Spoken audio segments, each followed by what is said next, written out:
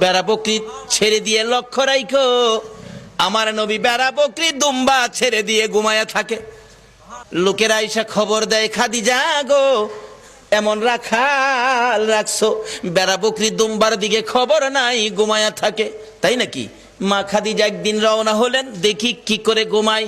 যাইয়া দেখে বেড়া বকরি দুম্বা ছেড়ে দিয়ে আমার আপনার নবী ঘুমিয়েছে।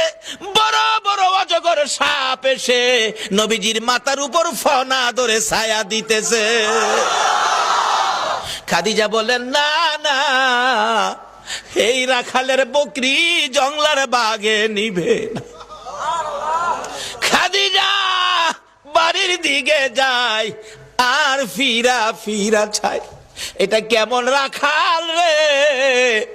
এই রাখাল তো সাধারণ কোনো মানুষ নয়।